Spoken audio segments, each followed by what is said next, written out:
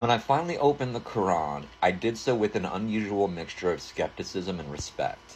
I wasn't expecting to become Muslim. I had spent years reading Plato, Aristotle, Nietzsche, Marx, Kierkegaard, and Camus. It seemed inconsistent to critique Islam without ever having seriously read its primary text. So I opened the Quran. The first thing that surprised me wasn't a particular verse, it was the voice. I expected a systematic theological treatise, almost like Aquinas or a modern apologetics book. Instead, the Quran felt like it was speaking directly to the reader. It questioned me as much as I questioned it. It didn't seem interested in satisfying curiosity for its own sake. It was interested in transforming perception.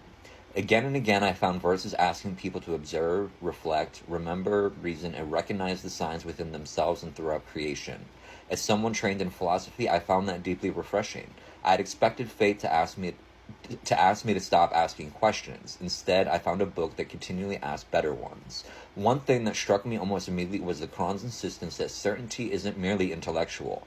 The heart can become veiled, pride can become a form of blindness, knowledge without humility becomes another kind of ignorance. That resonated deeply with me because philosophy had taught me how to analyze almost everything except myself. The Quran repeatedly turned the analysis inward.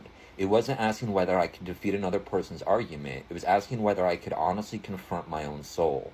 That was both unsettling and liberating. Philosophically, the aspect that affected me the most was Tawheed, the absolute oneness of God. That was profoundly different from much of the Western philosophy I had spent years studying, where reason and faith, body and soul, justice and mercy, freedom and obedience are often presented as opposing forces to be reconciled. The Quran introduced me to a God whose first revealed relationship to creation is mercy. Every chapter begins by reminding the reader that God is the entirely merciful, the especially merciful, the Bismillah.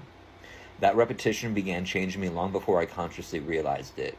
I had spent years asking whether God was just. The Quran taught me to ask whether I had underestimated his mercy.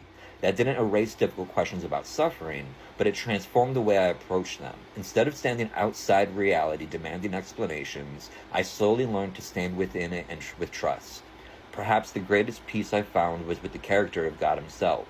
I had rejected belief because I couldn't reconcile suffering with the image of God I carried. The Quran didn't answer every philosophical objection I had. What it gave me instead was a God worthy of continued trust even before every question had been resolved. I found myself at peace with the idea that finite beings may not fully comprehend infinite wisdom. That wasn't an invitation to stop thinking. It was an invitation to think with humility. Islam taught me that truth is not something I construct, it is something I receive, inhabit, and continually submit myself to. That is why the word Islam eventually became so meaningful to me. Submission no longer sounded like surrendering my mind, it sounded like surrendering